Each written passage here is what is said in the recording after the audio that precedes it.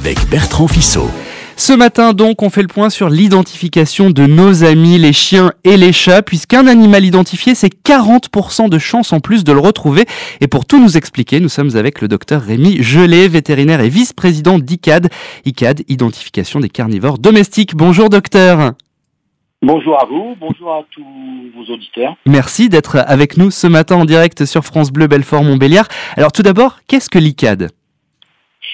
L'ICAD, c'est une société qui a la délégation de service public de gérer toutes les données des chiens et des chats, donc de leur identification. Le numéro soit de la puce électronique, soit du tatouage est enregistré dans cette base de données. Et donc cette société qui a été créée par le syndicat des vétérinaires et par la société centrale canine gère toutes ces identifications et permet notamment aux propriétaires des animaux de retrouver leur animal en cas de perte ou de vol malheureusement. L'identification, c'est donc le sujet de notre dossier de la vie en bleu ce matin sur France Bleu. En quelques mots, même si vous l'avez évoqué, ça sert à quoi l'identification ? C'est une pièce d'identité du chien, du chat ? Oui, j'aime bien cette petite image de dire que c'est quelque part un peu, quand on met un tatouage, quand on met une puce électronique, c'est un petit peu comme si on mettait dans la poche de l'enfant sa carte d'identité et puis qu'on coud cette poche pour que vraiment il la perde pas. Et que en cas s'il se perd, s'il est quelqu'un qui va pouvoir lire, qui sait lire, va pouvoir retrouver les coordonnées des parents, de la famille, puisque souvent l'animal de compagnie est un petit peu le compagnon de la famille, et c'est souvent un drame quand l'animal est perdu. Donc c'est vraiment la façon de lui donner une appartenance à la famille. L'identification des chiens et des chats, c'est obligatoire en France ? Oui, c'est obligatoire pour tous les chiens et pour tous les chats. Les chats doivent être identifiés dès l'instant qu'ils ont dépassé l'âge de 6 mois. Et pour les chiens, c'est au-delà de l'âge de 4 mois. Et qu'est-ce que je risque si mon animal n'est pas identifié ? Il y a des contraventions. J'avoue que je n'ai pas en mémoire de sanctions majeures appliquées. Essentiellement, ce qui se passe, c'est que si votre animal se perd en particulier, c'est qu'il risque de se retrouver dans une fourrière. Et la sanction, elle est bien pire qu'une sanction financière ou une peine, quelle qu'elle soit.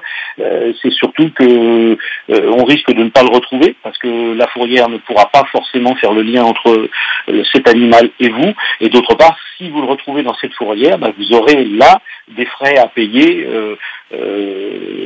Il faudra l'identifier, il faudra payer les frais de la fourrière et donc il y aura une pénalisation à ce moment-là. Mais j'insiste surtout sur l'aspect positif pour l'animal plutôt que sur l'aspect répressif. Je pense qu'aucune des personnes qui nous écoutent n'a envie de perdre son animal de compagnie. Vous nous l'avez dit, donc on fait identifier les chats à partir de 6 mois et pour les chiens ? Pour les chiens, c'est à partir de 4 mois. De 4 mois. C'est 4 mois. Jusqu'à 9h30 donc avec le docteur Rémi Gelé, vétérinaire et vice-président d'ICAD. On vous dit tout sur l'identification de nos amis, les chiens, les chats. Vous avez des questions à poser au docteur Rémi Gelé, n'hésitez pas. 03 84 22 82 82, Muriel vous accueille. En France, un chien se perd toutes les 21 minutes et un chat toutes les 12 minutes. Il est donc important et même obligatoire, on l'a vu avec notre spécialiste, le docteur Rémi Gelé, de faire identifier nos amis à quatre pattes. Rémi Gelé, parlons plus en détail de cette identification. Alors, comment ça se passe ? Puce ou tatouage ? Les deux sont possibles, les deux sont autorisés en France. Le tatouage était la précédente forme d'identification. Aujourd'hui, celle qui a pris toute la place et d'ailleurs qui est la plus répandue dans le monde aujourd'hui, c'est l'identification par la puce électronique et il s'agit simplement de l'injection sous la peau par une personne habilitée, donc un vétérinaire, d'un petit grain de riz qui porte en son sein le numéro d'identification de l'animal et que l'on peut lire avec un petit lecteur, en amenant ce lecteur à distance une dizaine de centimètres de la peau de l'animal au niveau de l'encolure à gauche, parce que cette puce doit toujours être insérée sur le flanc gauche de l'encolure. Qui choisit la puce, le tatouage ? C'est au bon vouloir du maître ? Alors oui, tout à fait. Mais aujourd'hui, les vétérinaires recommandent la plupart du temps de mettre en place l'identification parce que, en particulier pour circuler à l'intérieur des pays européens, seule la puce aujourd'hui est reconnue dans un autre pays pour identifier un animal. Donc aujourd'hui, c'est le procédé qui est le plus en vogue. Aujourd'hui, ça représente 90% pratiquement des identifications. Ça coûte combien de faire pucer son chien, son chat ? Alors, les honoraires des vétérinaires sont libres en France, donc il n'y a pas un tarif unique de cet acte. Et en plus, cet acte peut être pratiqué en même temps que d'autres interventions sur cet animal, ce chat ou ce chien, en même temps qu'une vaccination, en même temps que sa stérilisation. Donc, on va dire, je vais vous donner un prix moyen, on va dire que c'est entre 50 et 80 euros.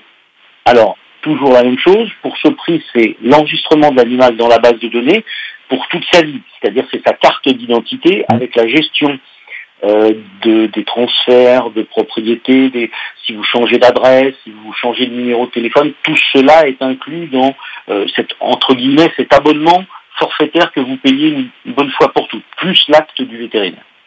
Et alors, si vraiment j'adopte un chien, un chat, il est tatoué, où est-ce que je vais trouver le tatouage ?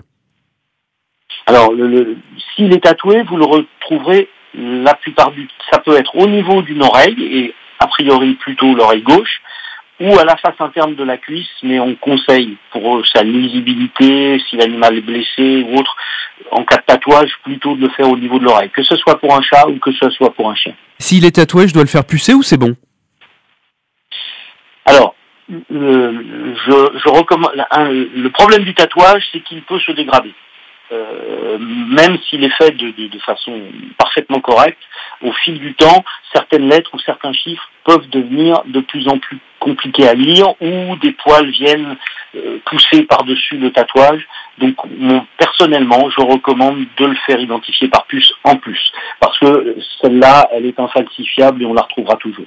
Vous nous l'avez dit, donc le numéro d'identification de mon animal, c'est un petit peu sa pièce d'identité. Quelles informations on retrouve à l'intérieur ? Son prénom, mes coordonnées à moi, qu'est-ce qu'il y a dans ce fichier ? Non, pas du tout. Cette puce, c'est un numéro. Et en fait, c'est par le dialogue avec la base de données ICAD, justement, que les données, elles sont chez ICAD. Donc, le vétérinaire enregistre vos coordonnées, votre numéro de téléphone, votre adresse, plusieurs numéros de téléphone, vous pouvez avoir 2 numéros de téléphone, la personne de la famille. Et là, c'est par le site internet, par le téléphone et l'application que nous avons développée qui s'appelle Fil à la patte, que vous pouvez avoir tous les échanges d'informations, soit entre des gens qui trouvent l'animal et qui ont communication de ce numéro et qui peuvent rentrer en contact avec vous. Et comment s'assurer lors de l'adoption que mon chien et mon chat aient bien identifié ? Alors, il faut l'emmener. Alors, soit vous voyez le numéro d'identification parce que c'est un tatouage, soit il faut que vous alliez voir un vétérinaire en particulier pour faire lire la puce et vérifier avec le vétérinaire que cet animal est bien enregistré, à quel nom il est enregistré, et s'il y a eu un transfert de propriété, eh bien faire avec le vétérinaire toutes les démarches nécessaires pour que cet animal soit bien, on va dire, logé chez vous et attribué à votre nom avec vos bonnes coordonnées. On a mis en place tout ce qui est possible pour que les gens puissent facilement, via leur numéro, puisque chaque propriétaire d'animal a ce qu'on appelle un login dans le jargon, une façon à travers le numéro d'identification et ce login, de modifier les informations personnelles sur le site internet d'ICAD concernant son animal. Donc si vous partez en vacances, même 15 jours, vous pouvez déclarer un lieu provisoire de séjour. Alors, ma comparaison va être un petit peu grossière. Vous nous dites qu'il faut faire des démarches auprès de notre vétérinaire, mais quand j'adopte mon chien, mon chat, comme quand j'achète une voiture, finalement, on me remet pas les papiers de l'animal et ça en fait pas partie de l'identification ? Comme pour la voiture, on me remettrait la carte grise. Vous voyez ? Vous avez entièrement raison. Vous avez entièrement raison. C'est obligatoire de vous fournir. S'il y a une chose qui est obligatoire, c'est justement de vous fournir la carte d'identification de l'animal. Je sais qu'il n'y a pas forcément tout le temps ces pratiques avec les petits chats, ce genre de choses, mais c'est au détenteur initial, au propriétaire initial, de faire identifier l'animal, et s'il le cède à quelqu'un, même chaton de 2 mois et demi, 3 mois, il doit être identifié au moment de la cession à son nouveau propriétaire, son nouveau détenteur. Et à ce moment-là, effectivement, la personne qui a fait identifier a une carte d'identification et elle doit transmettre au moment de la cession, même à titre gratuit, doit transmettre cette carte d'identification et la personne peut faire les démarches, comme je l'expliquais précédemment, pour réattribuer à elle-même, avec son adresse, son numéro de téléphone, l'animal. Quel est le délai entre l'adoption et ma visite chez le vétérinaire pour changer toutes ces informations ? Alors, déjà, normalement, le propriétaire de l'animal doit l'emmener chez le vétérinaire pour le faire identifier. Donc, il y a un certificat. Si la personne est déjà décidée à le donner, le vétérinaire peut établir un certificat de bonne santé qui est aussi en même temps un certificat de cession, qui garantit que l'animal va bien au moment où on le cède. Mais je recommande effectivement, dès l'instant où on a l'animal, de se rendre au plus tôt, dans les 8 jours qui suivent, chez son vétérinaire, pour vérifier un certain nombre de choses et voir si en particulier tout ce qui concerne les vaccinations, l'animal est à jour ou pas à jour, ou s'il y a des rappels à faire, parce que souvent l'animal a commencé à être vacciné, mais il y a des rappels à lui faire. 03 84 22 82 pour poser toutes vos questions au docteur Rémi Gelé. Vous avez trouvé ou perdu un animal, vous ne savez pas comment faire, ou bien vous êtes sur le point d'adopter un chien, un chat, vous voulez être certain d'avoir les bons réflexes avant de passer le pas. Le docteur Rémi Gelé vous répond en direct. 03 84 22 82 82. Muriel vous accueille. Voici Clara. La vie en bleu à réécouter sur l'appli France Bleu. Oscar, Oreo ou encore Olympe, ce sont les noms les plus courants donnés en 2018 à nos amis les chiens et les chats, une donnée que l'on connaît grâce à l'ICAD, l'identification des carnivores domestiques, et on en parle ce matin avec notre spécialiste, c'est le docteur Rémi Gelé, vétérinaire et vice-président d'ICAD. Dernière partie déjà, docteur, de notre dossier. Alors, j'ai perdu mon animal, quelles sont les démarches à effectuer tout d'abord ? Bien, le plus important, c'est de le déclarer sans délai auprès d'ICAD. En particulier pour l'ICAD a mis en place, vous pouvez faire cette déclaration par téléphone, sur le site internet ou bien par mail. Donc c'est extrêmement facile et évidemment dès l'instant où l'ICAD enregistre cette donnée, ça veut dire que tous les ayants droit du service ICAD, les vétérinaires, les éleveurs, les refuges, les mairies, les services de l'État ont communication de cette information. Donc du coup, vous diffusez très très largement cette information, en particulier les fourrières, si l'animal est amené dans une fourrière ou si l'animal est amené chez un vétérinaire parce que blessé, parce que accidenté.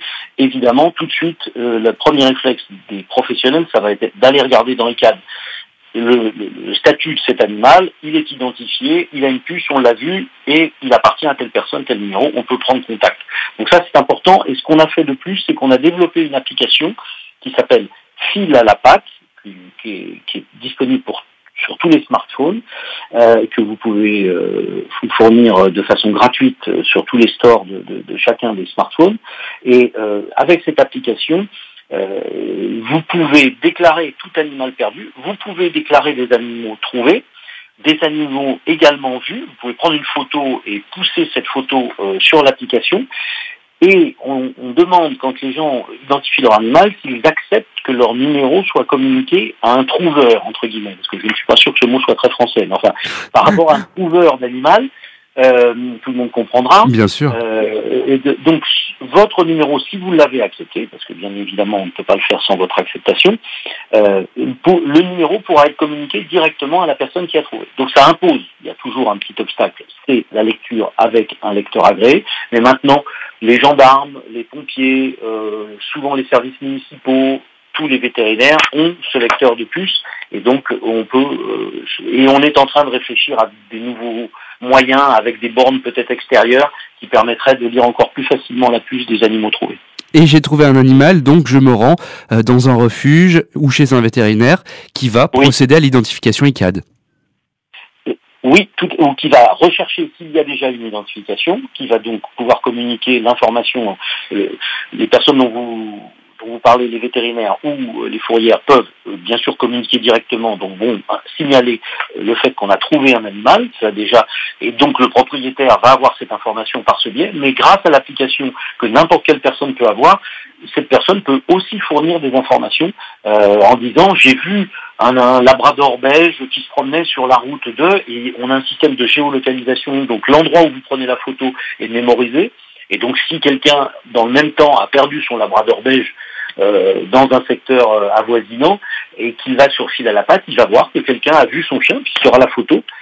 Donc il a des chances de le reconnaître, ou même le petit chat noir et gris ou blanc, voilà. Et donc on va même un petit peu plus loin que le fait d'aider les gens à travers le numéro d'identification. La photo aussi est un élément qui peut permettre aux gens de retrouver plus facilement leur animal. Et alors, dernière question, vous en avez parlé en début d'émission tout à l'heure, on a volé mon chien, le voleur se rend chez le vétérinaire pour changer l'identification. Grâce à l'identification ICAD, le vétérinaire va pouvoir protéger mon animal et se rendre compte que ce n'est pas la bonne personne en face de lui. Tout à fait, bien évidemment, parce que il faut que vous démontriez la preuve avec des papiers d'identité, comme quoi vous êtes bien le propriétaire de cet animal. Et un vétérinaire, quand il va regarder sur le fichier ICAD et que ça va pas correspondre avec la personne qu'il a en face de lui, il va lui dire non, je ne peux pas modifier cette identification. Il faut que vous me fournissiez les coordonnées du précédent propriétaire pour que je puisse procéder à des modifications dans le fichier. Il est donc important et obligatoire de faire identifier votre animal. On le rappelle, chien-chat, mais également furet. Oui, tout à fait. On a la responsabilité de cette petite population d'animaux sympathiques aussi, exactement.